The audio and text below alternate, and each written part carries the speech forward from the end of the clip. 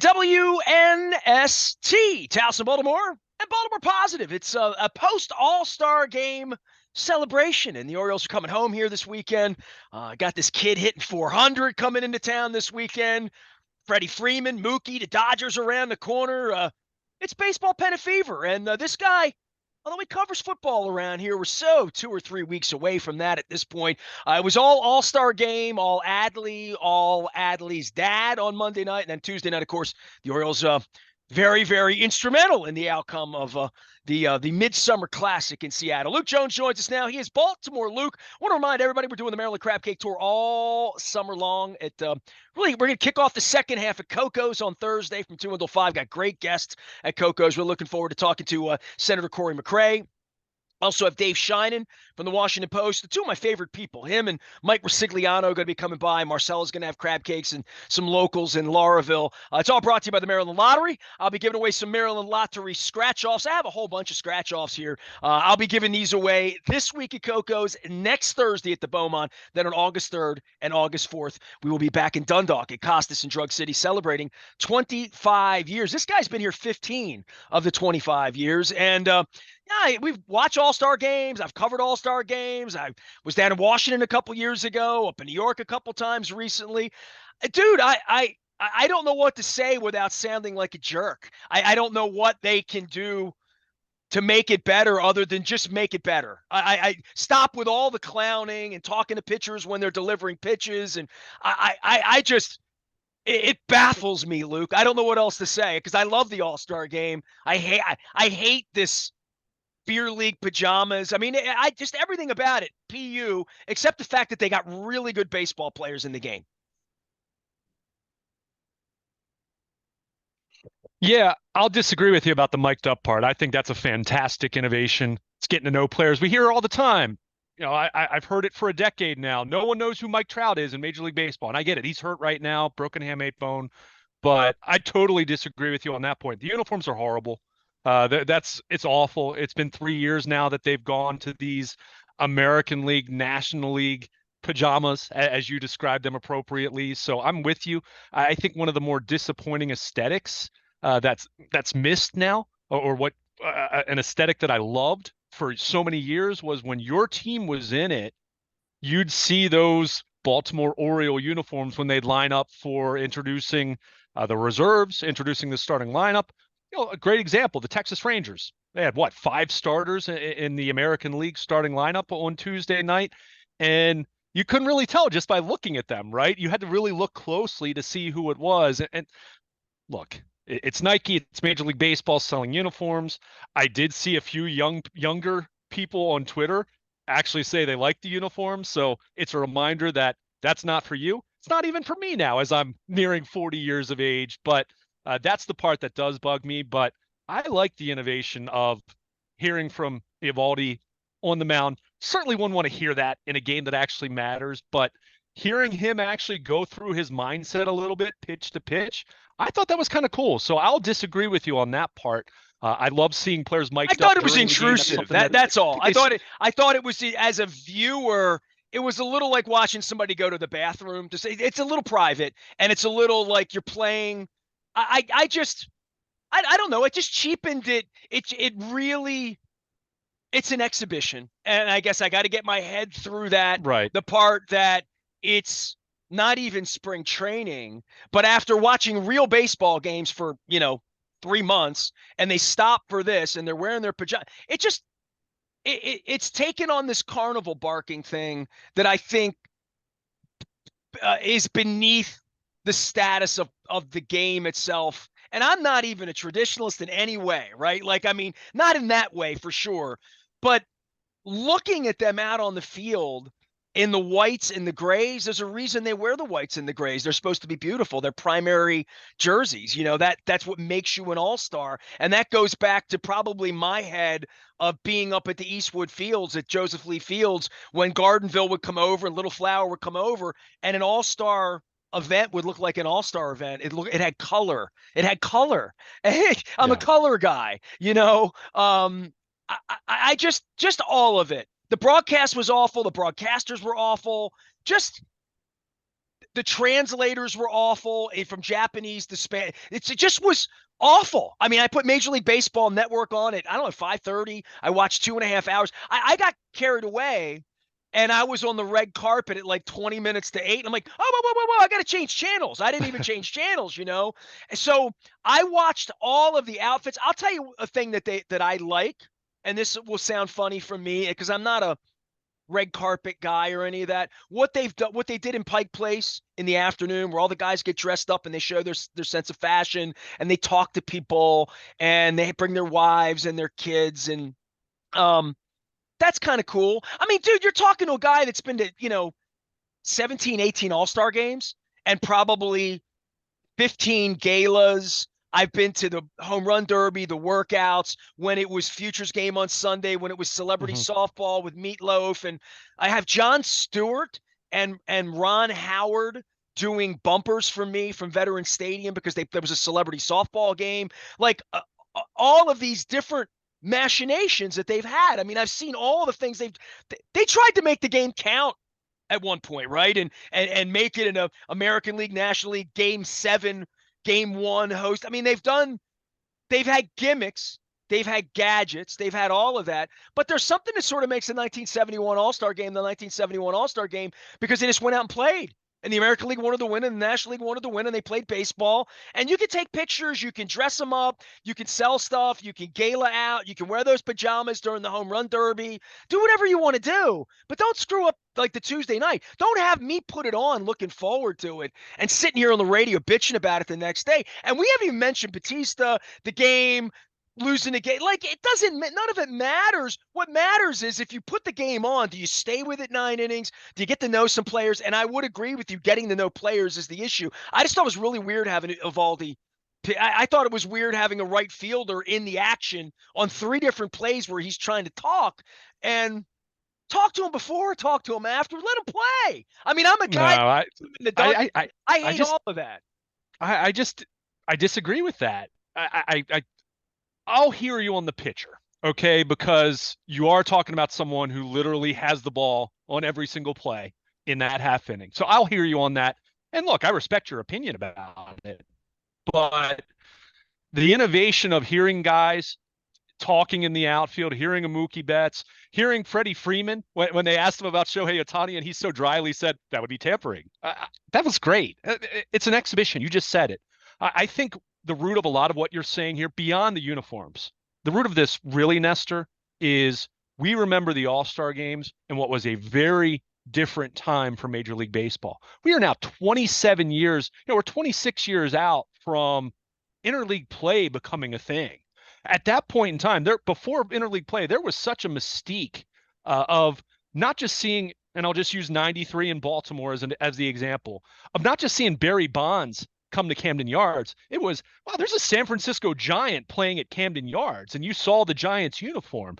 You saw LA Dodgers in Baltimore. You saw Philadelphia Phillies in Baltimore for the first Tony time since Gwynn. 1983. Tony Gwynn Right. played, would he have 3 at bats, whatever he had, that's all Yeah. he ever had at Camden Yards. Right. So there was so much of that just it was so unique. There was such a novelty to seeing AL versus NL that I mean, my goodness, Nestor, at this point now, having gone to a more balanced schedule beginning this year, the Orioles are going to play every single team in baseball every single year now. They're going to play every National League team in Baltimore every other year now. Like this So, Dodger thing next week's kind of sexy to me. I love the yeah, Dodgers. I love the mystique of the Dodgers. I don't root for the Dodgers other than Janet Marie winning or sure. whatever. But even seeing Freeman and Mookie, I watched the pregame show. They were great, right? Mhm. They were, to your point, like I got to know them a little bit better. Just all the way around. And I mean, Freeman's been in the league 13 years. I mean, he's Chipper Jones at this point, right? So I seeing those guys play next Wednesday in an afternoon game is something that you might see me down there. Like I've been targeting that one. I don't want to go down if it's 103 degrees because I'm not that way. But Yeah. like if it's the right day and the right company, I asked Dennis is away next week. I was going to go with Dennis. Leonard's back from vacation. He's in Alaska. Like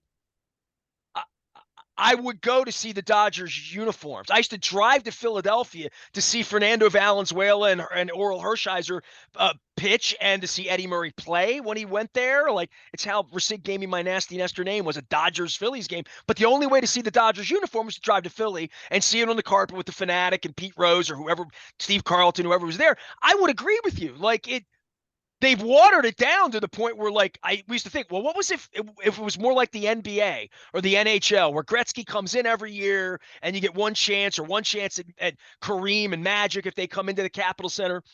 The Nationals are 38 miles away. All these teams have been coming in for 18 years. If you want to see any of them, the Phillies are right up there, and they come here now. So I would agree with you that mystique and what they've tried to build, they broke a long time ago. And now they're just trying to, like, have an exhibition where, I don't mean to be crass, where they just sell stuff. Sure. Like, that's it. They gather everybody and they make money and they doff their caps, but at least make the game good. That's all. Like, if I'm going to put the game on, make the game good, make the broadcast good. I just didn't think it was very good. And I'm not a guy. I'm a guy that said the mass and stuff has gotten better some days.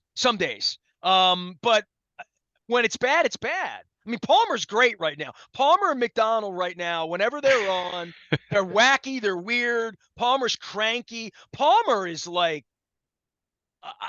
he's unleashed. So, like, watching every night, it's a little Charles Barkley. It's a little, you never know what reason people listen to this show. They don't know what I'm going to say next, right? So there's a little bit of that. I just thought the game, it just was all canned and bad. And I thought, if they're getting into a boardroom today, all right, and I'm being honest with you, if they care, if Rob Manfred makes a lot of money, if they care, they'll do what any event does. They'll have a review, and they'll get together in New York, say what went good, what went bad, what went right, what went wrong.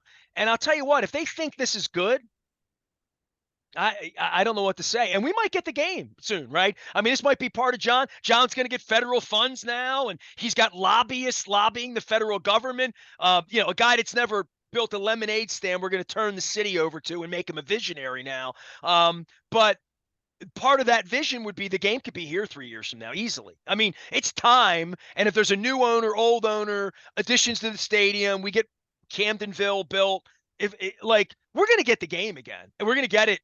I mean, we're going to get it. Hopefully I'll be alive and you'll still be less than 50, but we're going to get the game. Yeah, I think there's no question about that. I still think so much of what you just talked about still comes back to the aesthetic of the uniforms on Twitter, and just looking around on social media, Twitter, Facebook, Threads. I saw more mention of complaining about the uniforms than anything else. I think everything else you mentioned, it's an exhibition. Look, everything you could say about what we saw on Tuesday night, and even in the Derby on Monday night, which, by the way, those uniforms, those hats that they wore for the home run Derby night, way better. It was an all-star hat. It had a little star next to the cartoon bird, but it was an acceptable look, right? It still looked like an Orioles cap, whereas what we saw on Tuesday night made all the teams look generic, that you had to look closely to even see who it was if you were just getting the center field camera angle. But everything you mentioned as far as the exhibition, the sideshow, the hoopla, all that is the same thing you'd say about the NBA All-Star Game, the same thing you'd say about the NHL. I don't watch same thing anymore, you'd say, which I don't watch anymore. Right? Like, yeah, right. I don't watch either one of them anymore at all. Right. So, and that's part of it. And again, baseball, the mystique that they once had pre-1997, and of course that mystique lingered for a time. We all remember back to This Time It Counts, and they did home field advantage for the World Series, which I didn't like, mind you. I didn't. Well, we talk about the 99 something All-Star game as being something. I was there for that game, legendary. The Milwaukee game, I was there for that mess when they couldn't figure out the ending. I mean, they've had a little legacy, and I don't even just mean Ray Fosse or the Parker throw, but like in the modern era, since they've done all of this to mishmash it, they've had moments. The 99 All-Star game is still the one everybody talks about. I mean, half the guys on the team talked about it as a kid seeing Pedro, right? Like, you have that moment. The only way you have that moment is to make the game not a joke.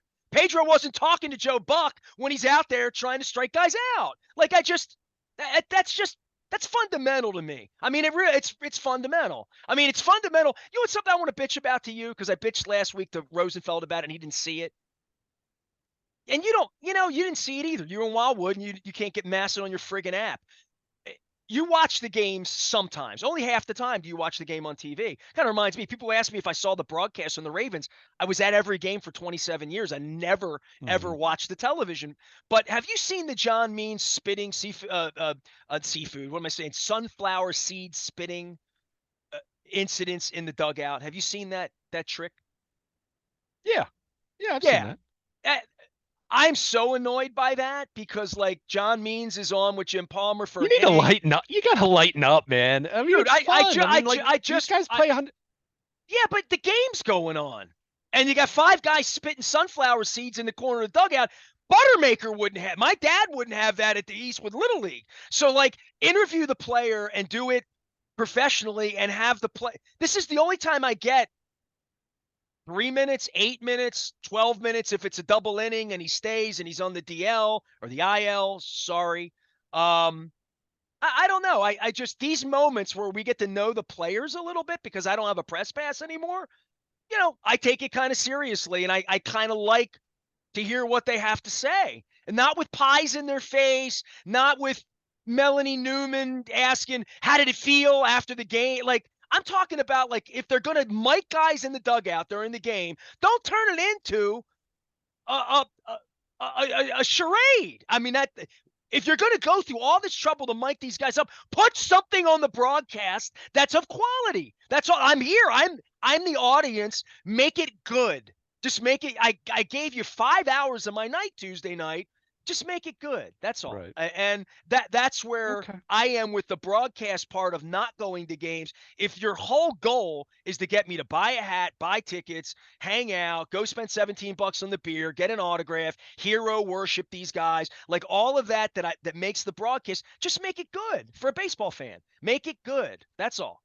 And I don't Okay. want to be cranky about it because I want to I get think back to the miking ball up players stuff. is good. I think In the miking up players is dugout, good. I mean, I maybe just in left field in the middle of the game, I don't we don't get anything of quality out of that for me. The Evaldi thing, like him talking to his pitches, he clearly put as much thought into the broadcast because he only knew he was going to be out there 3, 4, 5 batters, however long it is. He didn't want to embarrass himself. And I keep right. thinking to myself, what if they mic'd him and he's Atlee Hammaker? You know, Sh- Oh, but that would be kind of what makes it fun, though, right? I mean, if that happens, I don't know. I think I respect your opinion, but on that, I I just didn't couldn't enjoy it. And I disagree with you wanted more to. on I just miking up kept sitting players. I mean, there, and they've done. I don't. I mean, I don't know. I mean, it's a baseball game. It's an exhibition.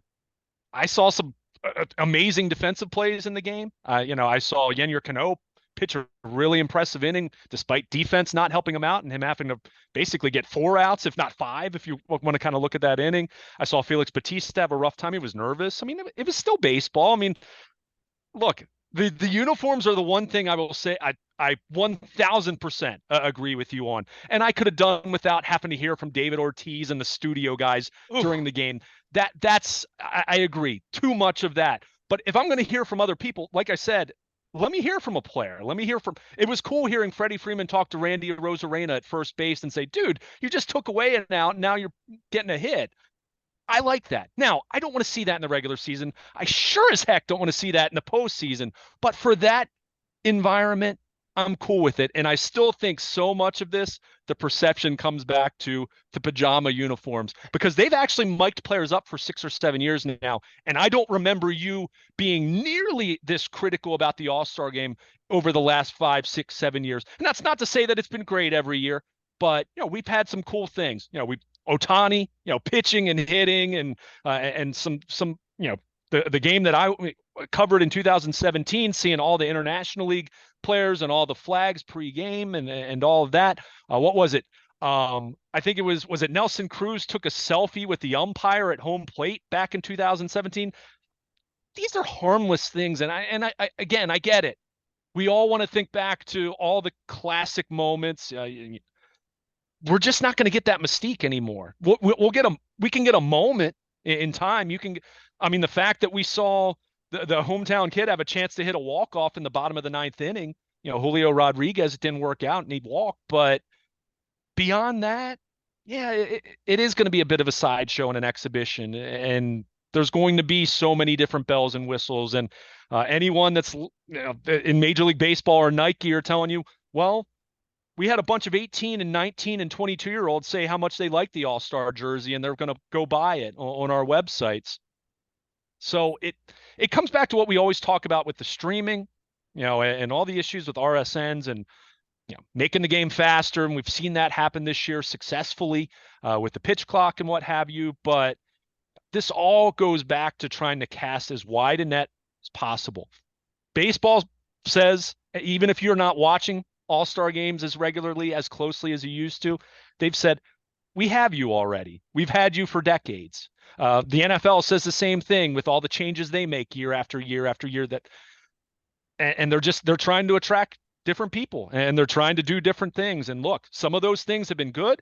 And I agree with you. Some of those things are awful. Again, those uniforms are terrible. And it angers me. I wanted to see 4 Orioles uniforms, not 4 Orioles uniforms looking like Seattle Mariners alternate jerseys. But again, if they're going to have more teenagers and more 20-somethings go buy all-star jerseys that way, baseball will tell you it was worth it. Even if I think there should be some element of keeping certain things sacred. And that even goes back to your point, even though I disagree with that one specifically of, miking up players during a game. They're trying to do different things to garner some attention and create some more buzz. Well, and the other thing about miking players up is only half of them speak English, so like on the broadcast here, it'd be different if you're miking up a Latin player for a Latin broadcast, right? Out in left field or whatever, and they're going to speak Spanish. Yeah. But in here, it's got to be English. So there's only certain guys that you can mic up. So that start with that. I would say this on, and this is just on my own behalf, being a Baltimore guy and whatever. We're going to get the game here again. And I kept thinking about that. Like when I'm watching Right. it's the 30th anniversary. By the way, today's the 30th anniversary of when I met Geddy Lee in the buffet at the All-Star Gala before he sang "O Canada," which was the greatest version of "O Canada" ever, by the way. But I go back to 30 years ago when this happened here, and I know you said you didn't come down to Fan Fest and stuff, and I wanted to even tell you some of my fun stories because in 1993 I went to the Fan Fest with Mark Messina, and there were batting cages where it was the first time I'd ever seen anything like this. They had a video where Greg Maddux would come out of the hole, or Randy Johnson would come out of the hole, or Mike Messina, maybe it was Clemens. They had 5 or 6 pitchers that were firing down on you if you got in the cage at FanFest. And, of course, I picked Messina and got a single off him, so I had to tell him in the locker room. He said, what was I throwing, 65? So I think about the FanFest, and I spent a lot of money at the FanFest. I bought an Indians warm-up because I love the movie Major League. I bought a Phillies warm-up because they had just rolled out their old 50s P, and had gotten rid of sort of the bubble P. I bought an Orioles warm up. I mean, I bought a bunch of stuff. I remember the card show. I had, by the way, free plug for Robbie's First Base. I had Robbie Jr. on this week. The Babe Ruth Museum on Saturday has the card show. So I brought out my, Heartland statue for Robbie, and he'll be down there. Danny Black, a bunch of folks are down at the Babe Ruth Museum this weekend. Go down Saturday, support them if you love cards, if you love collectibles. But the Fan Fest had a collectible show. It had legends, it had, autographs, all of that kind of stuff. And I'm thinking to myself, all right, our city's broken, right? Hence Baltimore positive. Our ownership's been broken for so long. I mean, Angelos's lawsuit is now 17, 18 years into this. That's really been at the core. People go on the internet and they're just, I mean, to your point, everybody has a toe in the water about what they know about the Orioles or whatever. And they're like, why haven't we had the All-Star game? And I'm like, clearly don't listen to this program, right? And we've been talking about uniforms here, about getting Baltimore on the road jerseys. When I'm doing the 25 greatest moments in WNST history. Us fighting for Baltimore on the road jerseys is in the top 5. It was a campaign here long before Free the Birds. It was a campaign here to get Baltimore back on the road jerseys. So to act like uniforms matter or don't, they matter a lot. I remember every one I've ever bought. They matter to me when I bought a Dan Pastorini jersey on the internet on eBay 10 weeks ago. They market this stuff in front of us. You're wearing an old school Baltimore hat. There's a movie, by the way, coming out. The League is out this week, all about the history of the Negro Baseball Leagues. I had a great guest. I had Byron Motley on this week talking about that film. So go check that out. It screened over the weekend. It's a real baseball time right now, and we're in a pennant race right now. But Luke, to digress, we're going to get an all-star game here at some point. Again, hopefully, knock on wood. It's been 30 years today since we've had it. So it's our turn. And we were mentioned, right? It's Toronto, Atlanta. I mean, Atlanta's going to get the first one because, like, they're Atlanta and they have their ish together. We do not have our ish together here. I mean, not from an ownership.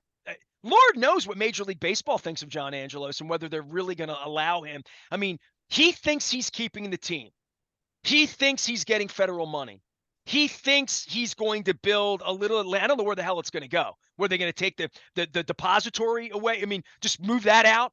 Like, I don't know where he's going to build his castle that's already been here for 30 years that they've screwed up.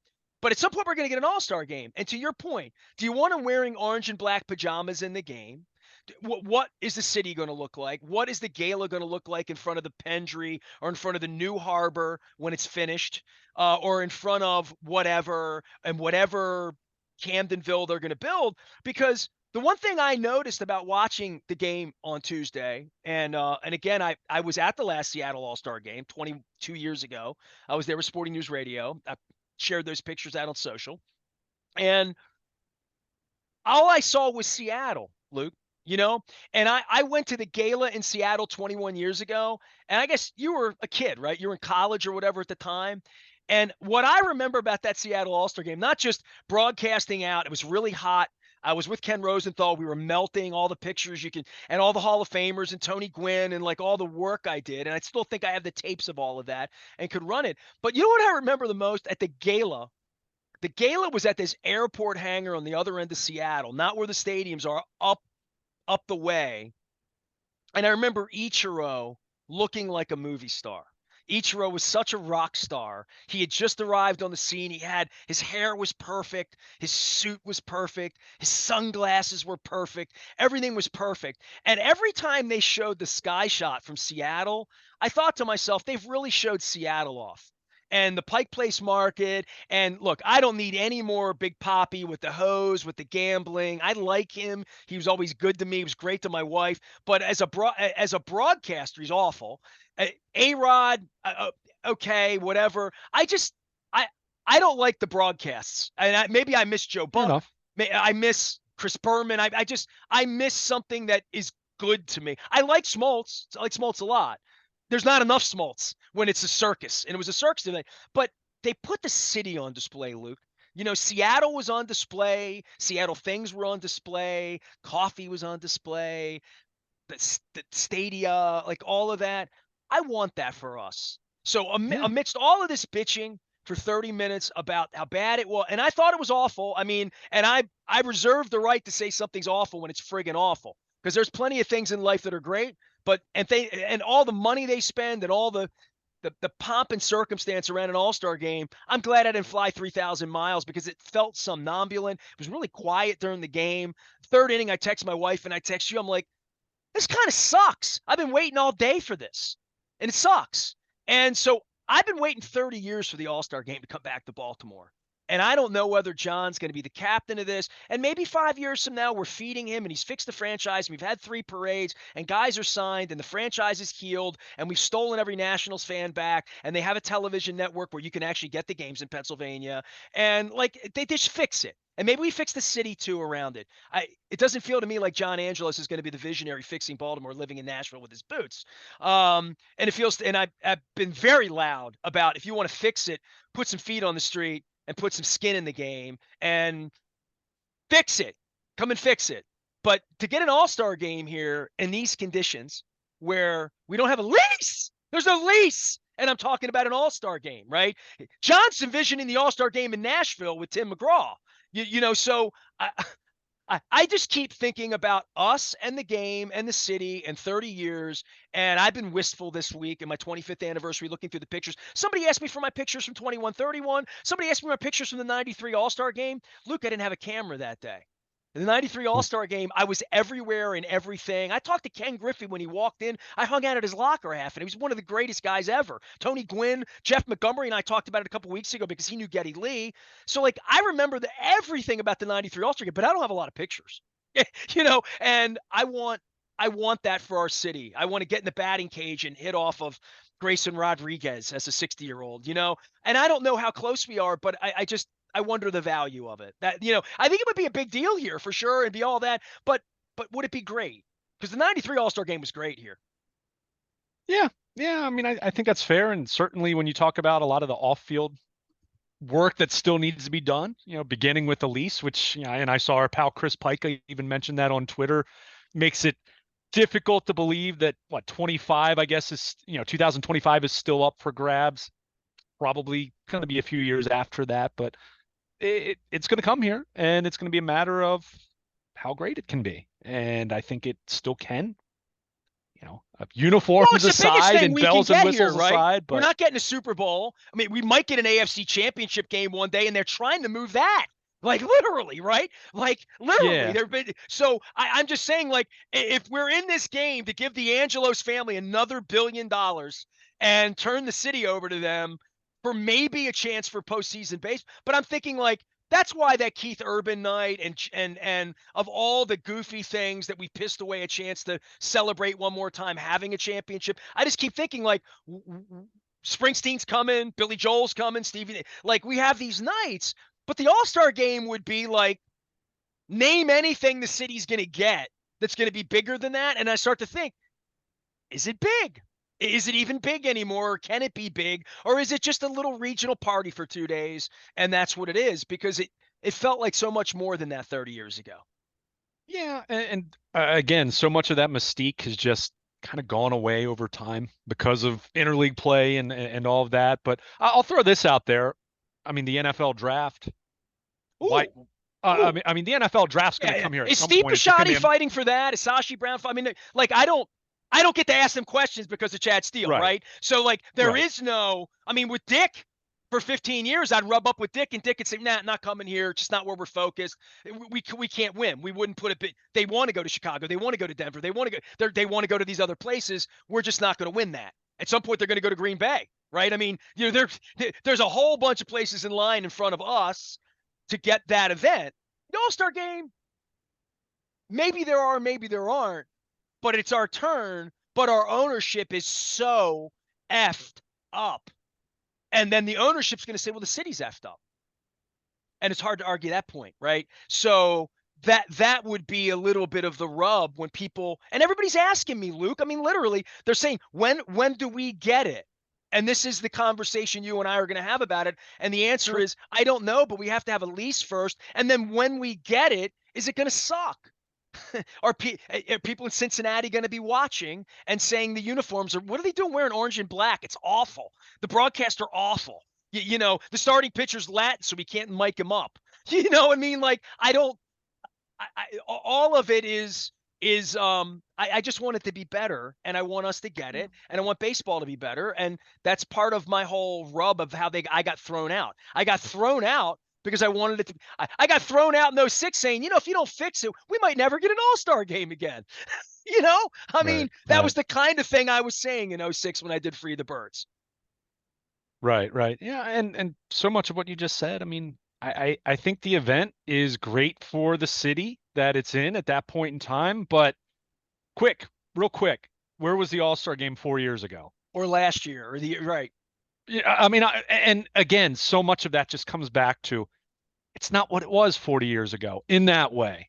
And that's not to say it can't be good. It's not to say it still couldn't be a home run for the city for those 3 days or 4 days or 5 days, when you consider how it's stretched out. But, I think as we all get older, we realize certain things aren't what they were. But that doesn't mean that there isn't still value to it. Doesn't mean I wouldn't love to cover an all-star game in Baltimore. Doesn't mean that I don't have optimism that that's going to happen. It is going to happen. It's just going to be a matter of when it's going to happen at this point in time. So, But but by the you're way, right. I Until want to there's a Marty lease, until Conway you for just 1 second here and just cut you off in the middle of this because you said we'll get it one day. We'll get it. The biggest thing that the Orioles would obtain in getting it would be selling tickets for the 2 or 3 years sure, leading up to it. Get your orange carpet and you'll get an All-Star game ticket. You right. So like that is really at the crux of the business side of it, that this helps them sell skyboxes to businesses, to all of that, to shine that up, to say 2026 home of the Major League like they love doing that, and that's the real business value for the Orioles. Just so right, you know, and that's where they make their money. sure. So that's where it really just comes back to, yes, it's a nationally televised event. Yes, you have the home run derby. Yes, you have the Futures game, which was on Saturday in Seattle. But it still comes down to the event itself. That's that's a boon for Seattle, or that's a boon for wherever it is any given year. But it really just comes back to put on a good event, get a bunch of people downtown, fill up the ballpark a couple different nights. We didn't even mention it. My favorite Oriole moment of All Star Weekend was Adley Rutschman's flex, where I mean he gets bonus time and he just says, "Oh, I'll hit right-handed now," and he starts hitting bombs from the right side. That was great. So I guess for me, and look, you and I have disagreed on certain elements of the broadcast and everything. And look, I hear what you're saying, and I agree with you. I don't know if I've agreed with you on something more than talking about the awful all-star uniforms. But for me, it's like, okay, there's all these different bells and whistles, and I get it. Some of it's annoying, and a lot of it's not really geared towards you. The uniforms aren't geared towards us anymore. Miking up players isn't geared towards someone like you who, just wants to watch the game and kind of the purity of it. But I still look for those little moments here and there, and there were some of those, and that was cool. I mean, it's still a wonderful story. We haven't talked about it nearly enough. Yennier Cano, this guy was not in the major leagues on April 7th, and he was pitching in the All-Star game. This is one of the guys we were complaining about the Jorge Lopez trade at the deadline last year. This is one of the guys they got in that deal. So, you just look for those little moments here and there that are still there if you look closely enough. But I agree with you. Yeah. Do I wish the All-Star game was what it was 40 years ago? Absolutely. Is it going to be that way again? It's just not. I mean, it's just not. The days of the AL and the NL. I mean, so much of this was the American League guys didn't like the National League guys. I mean, they really didn't like each other. They really wanted to beat one another, and so much of that is, and I'm not even saying that as a knock on today's player, because we talk about this in every sport. The money, the nature of the business where guys are constantly changing teams, you're just not going to have that same kind of intensity as AL versus NL. So I don't know how you recreate that, and I certainly didn't like the home field advantage for the World Series being up for grabs. I'm glad that that's no longer a thing, because boy, you want to talk about mocking something. It's a last place team's closer having an impact on which team's going to have home field advantage in the World Series. But, it kind of is what it is. And I think you go in understanding that, no, this isn't going to be what it was in 1993, but it's still, for Seattle this week, still a great few days. Whenever Baltimore does get it again, it'll be a great few days. And yeah, I'm with you. There's work to be done until that happens.